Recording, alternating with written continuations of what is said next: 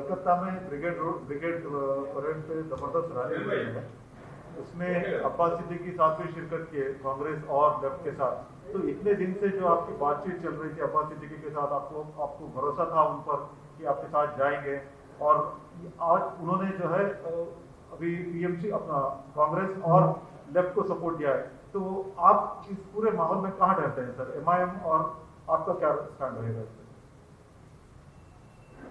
एक शायर का शेर है, मैं अकेला ही चला था जानिब मंजिल, लोग आते गए कारवां बनता गया। इस पे इसका आपके सवाल का इस पर जवाब इतना ही है। और दूसरा यह है कि इस पर एक मौजू वक्त पर मैं इसका जवाब दूंगा। अच्छा, तो कल लेकिन आपकी क्या बातचीत चल रही है अब्बास सिद्दीकी के साथ, क्या हो रहा है वहाँ पे? बताऊंगा आपको, तफसील से बताऊंगा थोड़ा सही वक्त। मीडिया रिपोर्ट्स ये हैं कि अब्बास सिद्दीकी जो कांग्रेस और लेफ्ट के साथ गए, कहीं ना कहीं बीजेपी को हेल्प करेगा ये। देखिए, मैं किसी का तर्जुमान नहीं हूँ, वो काबिल लोग हैं, वो अब इस सवाल का जवाब वो दे सकते हैं। सर मतलब आपका राय क्या है? मतलब आप क्या सोच रहे थे पहले? अब तो आपकी बातचीत चल रही थी, अभी अब्बास सिद्दीकी साहब आपको सपोर्ट कर रहे थे पहले। नहीं, तो अब तो सब आपके सामने हर चीज़ है, तो ये सवाल करना ये बेमाने है। आप तो देख चुके हैं सब। तो जहाँ तक मुझे कुछ कहना है इस बारे में, मैं एक अप्रोप्रिएट टाइम पर से बताऊंगा। Sir, prime minister Narendra Modi ने आज वैक्सीन लिया है, पहला वैक्सीन। हाँ बोलिए, हाँ बोलिए। उस पे आपका क्या कहना है? देखिए, देश में सबको कोरोना वायरस से बचने के लिए वैक्सीन लेना ज़रूरी है, और चाहे वो कोविशील्ड हो या कोई वैक्सीन कोवैक्सीन हो। प्रधानमंत्री ने लिया और लेकर देश को ये बताया कि सबको वैक्सीन लेना है। मेरा मोदी सरकार से एक सवाल है कि जर्मनी की सरकार ने ये कहा है कि जो कोविशील्ड है, जिसको ऑक्सफर्ड एस्ट्राजेनेका बनाती है, और जिसका इख्तियार उन्होंने यहाँ पर सीरम को दिया है, तो जर्मनी में, और उनका जो पब्लिश डेटा है वैक्सीन साइट पर एस्ट्राजेनेका का, वो ये कहता है कि वो वैक्सीन 18 से 64 ईयर्स के लोगों के लिए अच्छा है। 64 के ऊपर जो लोगों के लिए उतना इफेक्टिव नहीं है। तो हम मोदी सरकार से पूछना चाहते हैं, क्या ये बात सच है कि एस्ट्राजेनेका का जो कोविशील्ड वैक्सीन है, जर्मन सरकार ये कह रही है कि 18 और 64 ईयर्स के लिए अच्छा है, उसके ऊपर के लोगों के लिए इफेक्टिव नहीं है। और आज इत्तेफाक भी यह है कि वजीर आजम ने कोवैक्सीन लिया है। मैं इस बात को मानता हूं कि सबको, देश में सबको लेना पड़ेगा, ये वैक्सीन लेना पड़ेगा, मगर सरकार से हम ये इस बात का मुतालबा करते हैं कि ज़रा इसका ये जो कन्फ्यूजन है, इस पर थोड़ा उसको, इस कन्फ्यूजन को दूर कर दें। अब वैक्सीन तो लेना है, और मैं उम्मीद करता हूं कि हर गरीब आवाम तक ये वैक्सीन सरकार उनको पहुंचाएगी। और क्योंकि आज भी लोगों की मौत हो रही है, जनता परेशान है, ख़ास तौर से भारत के 3-4 स्टेट्स में फिर से थोड़ा केसेस बढ़े हैं। इस पर मुझे इतना ही कहना। सर, बंगाल वाले थे, क्या आप जो मौजूदा अभी आप प्रयास कर रहे थे, आप बातचीत कर रहे थे, जो मौजूदा सिचुएशन हुई है, उससे क्या आप थोड़ा सा डिसअपॉइंट हुए हैं? नहीं, देखिए, मैं कभी भी नाउम्मीद नहीं होता हूँ, और हमेशा मैं उम्मीद रखता हूँ अल्लाह से, और एक पॉजिटिव आउटलुक रखना चाहिए। नाउम्मीदी क्यों होना चाहिए? नाउम्मीद होने की ज़रूरत ही नहीं है। उम्मीद पे दुनिया कायम है, कोशिश करते रहेंगे, ऐसा कोई बात ही नहीं है। सर मतलब देखिए, उनका स्टेटमेंट तो पब्लिक डोमेन में है। अभी उनके अंकल का भी स्टेटमेंट आया है कि असद साहब को कोई जगह नहीं है वेस्ट बंगाल में बोल के। मतलब सर, इस पूरे मुद्दे को आप कैसे देखते हैं? अभी ये नया स्टेटमेंट में क्या बोलेंगे आप, और अब्बास सिद्दीकी साहब के स्टेटमेंट में आप क्या बोलना चाहते हैं? नहीं, मैं तो उनके अंकल कौन है, क्या नाम है उनके अंकल का, कुछ तो हाँ सर, क्या बोल के, मतलब वो लोग कह रहे हैं कि वो कौन सी पार्टी में है वो? वही पार्टी में और उनके मिर्जादा थोड़ा सा नहीं नहीं, वो कौन सी पार्टी में, वो टीएमसी के है वो। ISF के पार्टी के ही है। नहीं नहीं, वो टीएमसी के हैं, तो वहाँ से देख, TMC के हैं। हाँ वो टीएमसी के हैं, तो टीएमसी तो बोलेंगे ना। तो कहीं ना कहीं डिच हो गया है, कहीं ना कहीं क्या? डिच कर दी है वो अब्बास सिद्दीकी MIM। अरे क्या ये डिच विच का कहाँ है भाई, कोई डिच विच नहीं है, कोई बात ही नहीं है इस बारे में। सही वक्त पर बोलूंगा, तफसील बताऊंगा पूरी। सही, आप नाराज होंगे सर, इतना मेहनत किए, इतना भरोसा किया अब्बास सिद्दीकी पे। अरे नाराज क्या है, देखिए हम गुजरात गए, गुजरात में हम सिर्फ मेहनत किए, वहां पर हमारे 7 कॉरपोरेटर अहमदाबाद में जीते। अब हमको उम्मीद है कि इंशाअल्लाह ताला भरूच से, गोधरा से, मोडासा से भी हमारे कैंडिडेट्स कामयाब होंगे। हमारा काम चल रहा है, आगे बढ़ेंगे। अब आज हम मीटिंग लेने वाले हैं राजस्थान के बारे में, राजस्थान में पार्टी को इस्टेब्लिश करने का, वो भी करेंगे, बात करेंगे। उत्तर प्रदेश के चुनाव के लिए हम मेहनत कर रहे हैं। मैं 14 इस महीने में उतरौला जाऊंगा, मैं, राजभर साहब, शिवपाल साहब से मेरी बातचीत होने वाली है। तो ये हमारा काम चल रहा है, रुकने वाला काम क्या है हमारा। फिर हम गुलबर्गा में हम अपने एक असेंबली कैंडिडेट का, इलियास बागवान साहब का अनाउंसमेंट कर चुके हैं। तो हमारा काम चल रहा है। चौथर वेस्ट बंगाल कब जाएंगे सर, अभी ये पूरे परिस्थिति में? बिल्कुल जाएंगे, आप फिक्र मत करिए, बताएंगे आपको तफसील से, बंगाल के ऊपर आपको बताएंगे। सर आपके दोस्त राहुल गांधी ने पीएम मोदी की तुलना अंग्रेजों से की। अरे भाई, मेरा तो कोई दोस्त ही नहीं है, मैं तो लैला हूँ, बहुत चाहने वाले हैं। अब आप खामखा हर एक को हमारा दोस्त बना देते हैं, ये आपको एक बुरी आदत है आपको कि दोस्त बनाने की।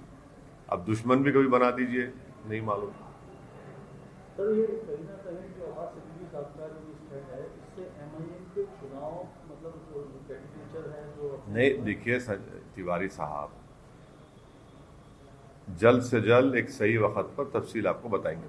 सर मतलब आपके स्टेटमेंट से ये समझ सकते हैं कि आप सोलो लड़ने वाले हैं वहाँ पे, या फिर अरे आपको जो समझना है आप समझ लो, मेरे जो समझ में हो, मेरे दिमाग में है, मैं बताऊंगा आपको बात। आपने कहा मैं अकेला ही चलाता था, अकेले ही हाँ, मैं अकेला ही चलाता जानी पे मंजिल, इसका मतलब आप आए, लोग आते गए, कारवां बनता गया।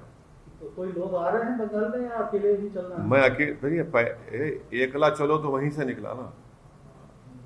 तो अकेला चलो का नारा जो हाँ बराबर है, बराबर बताएंगे आप।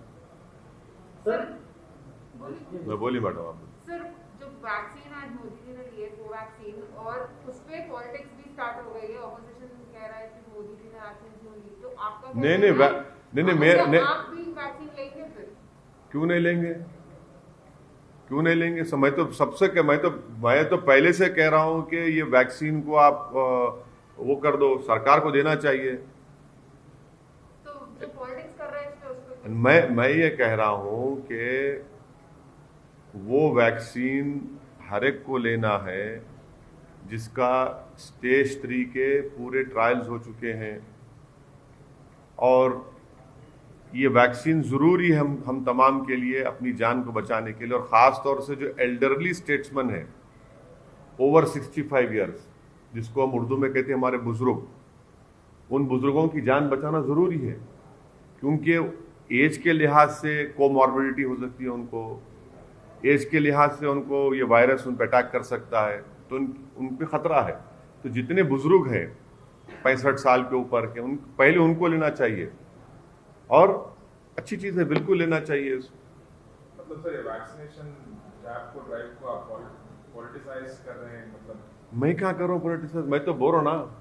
बुजुर्ग से ताल्लुक आपका प्रधानमंत्री। नहीं भाई, उर्दू में जो ज़ईफ लोग होते हैं उनको बुजुर्ग कहते हैं, तो बुजुर्ग लोगों को लेना जरूरी है, बहुत जरूरी है। बुजुर्गों को इम्यूनिटी लेवल कम होता है ना उनका, बल्कि पूरे देश की 137 करोड़ जनता को, जिसमें अगर 18 साल से कम उम्र वालों निकाल देंगे तो उन सबको दिलाना पड़ेगा। बहुत अच्छी चीज़ है, मैं तो एनकरेज करूंगा लेने के लिए। मतलब उसी टाइप के आप सवाल भी उठा रहे हैं। हाँ, मैं आपको सवाल ये, मैं सरकार से सवाल उठा रहा हूं कि इंग्लिश मीडिया के टाइम्स ऑफ इंडिया की रिपोर्ट है, आप ही का सिस्टर ऑर्गेनाइजेशन है, जिसके लिए आप काम करते हैं, जिससे आपको तनख्वाह मिलती है, उन्होंने अखबार में एक बॉक्स आइटम बनाकर न्यूज़ डाली है। अब मैं तो एक्सपर्ट नहीं हूं, उसमें अंग्रेजी पढ़ के सुना दूं आपको क्या लिखा उसमें, सुन लीजिए। German states want unused extra wax for younger people. उसमें लिखा हुआ है कि several German states called on Sunday for unused AstraZeneca coronavirus vaccine to be given to younger people, as worries about side effects and efficacy as well as recommendation it be used only for under 65 have meant low take-up of available doses. The German Health Ministry said this week it had administered only 15% of the AstraZeneca shots it has available. Elderly people are first in line to be vaccinated, but Germany has recommended that the AstraZeneca vaccine be given only to people aged 18 to 64. ये आप लोग क्या कर रहे हैं? अब आप मेरे को क्यों इल्जाम लगा रहे हैं? आप भी पॉलिटिसाइज करें इस न्यूज को डाल के। मैं सिर्फ ये पूछना चाह रहा हूं कि प्रधानमंत्री भी आज भारत बायोटेक का कोवैक्सीन लिए हैं,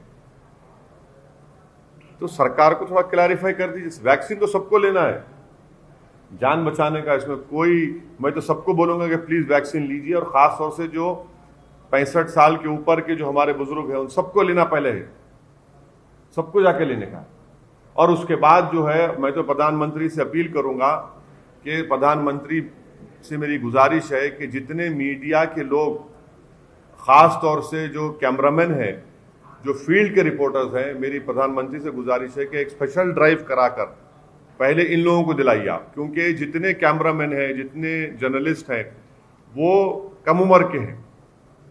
कोई 40 साल का है, कोई 35 साल का है, कोई 50 साल का है। तो प्रधानमंत्री का INB मिनिस्टर प्रकाश जावड़ेकर साहब को चाहिए कि वो दिल्ली में वो खुद भी लें और तमाम मीडिया के लोगों को बुला के सबको वैक्सीन लगाएं।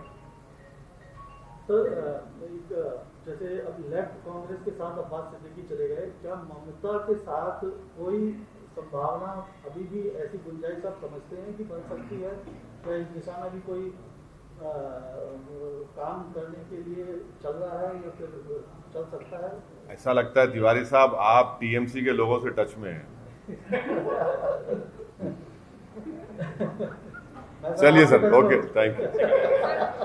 तमिलनाडु में अमित शाह कल गए थे, पौंडीचेरी भी गए थे, तो क्या AIMIM किस तरह से वहाँ पे? तमिलनाडु में हम बराबर इलेक्शन लड़ेंगे। 5 साल पहले भी हम इलेक्शन लड़े थे, और वानियमबाड़ी से और एक 2-3 जगह से हम मुकाबला किए थे। वानियमबाड़ी में तमिलनाडु में हमारा यूनिट काम कर रहा है। इंशाल्लाह डेफिनेटली तमिलनाडु में हम इलेक्शन लड़ेंगे। हमारे लोग वहाँ पर काम भी कर रहे हैं, इलेक्शन लड़ेंगे तमिलनाडु में। आप भी जाएंगे? हाँ, क्यों नहीं जाएंगे, अरे बराबर जाएंगे। बंगाल में कितनी सीटों पर चुनाव है? बोलिए, आपको बताओ ना तिवारी साहब, में आपसे कंसल्ट कर लेंगे, क्योंकि आप ऑफर लाए हैं TMC से, बात कर लेंगे। आपकी स्ट्रैटेजी क्या रहेगी बंगाल में? हाँ, कल का तो पार्टी फॉर्मेशन डे है, और इंशाल्लाह आप लोग तशरीफ लाइए। और हमारी पार्टी अपना एक सियासी सफ़र, जिसका आगाज़ 1957 में मरहूम फ़ख्र मिल्लत अलैहिर्रहमा और उनके साथियों ने किया था, आज अल्हम्दुलिल्लाह मजलिस एक ताकतवर मौक़िफ़ रखती है। और जो हमारे बुज़ुर्गों ने जो कुर्बानियाँ दी, जो खून पसीना बहाया, जेल की सोहबतें और मसाइब और मुश्किलात का सामना किया, आज उन्हीं की कुर्बानी और मेहनत की वजह से आज मजलिस इस मुकाम को पहुंची है। तो यकीनन हम उन तमाम हमारे मरहूम क़ायदीन को, हमारे जो ज़िम्मेदारान जो आज इस दुनिया में नहीं, उन सबको खराज अक़ीदत पेश करेंगे, उनको याद करेंगे, ताकि उन तमाम लोगों की मेहनत, कुर्बानी और उनके जो उम्मीदें थी, हम उसको पूरा कर सकें। और उसका तरीक़ा एक ही है कि हम लोग और ज़्यादा मेहनत करें, इखलास पैदा करें, और मजलिस के पैगाम को आवाम तक लेकर जाएं, और ख़ास तौर से गरीब आवाम के दरमियान में रहकर उनके इंसाफ का, उनके हुकूक़ का मुतालबा करें और उस पर अमल भी करें। तो कल इंशाअल्लाह ताला दारुस्सलाम में सुबह 10:30 बजे पहले परचम कशाई होगी और परचम कशाई के बाद एक जलसा होगा। और ये हमारी पार्टी के लिए कल का दिन 2 मार्च एक बड़ा अहम और तारीख़ी दिन है और हम तमाम मजलिस के ज़िम्मेदारों के लिए एक फ़ख्र का दिन भी है। और यकीनन तमाम मजलिस के ज़िम्मेदारान मुहिबान मजलिस कल दारुस्सलाम में जमा होंगे और हम अपने जमात के पैगाम को और जमात की मेहनत और जस्तजू का जिक्र भी करेंगे। सर, एक आखिरी सवाल, वेस्ट बंगाल पे आपकी स्ट्रैटेजी क्या रहेगी? वेस्ट बंगाल पे आपकी स्ट्रैटेजी क्या रहेगी? बोल दिया ना मैडम, सब बताएंगे आपको टाइम। अभी इस पर कोई बातचीत नहीं हुई कुरैशी साहब, इस पर कोई बातचीत नहीं हुई। पार्टी में हमको बैठ के बात करना है, एक लाएअमल तय करके आपको बताएंगे।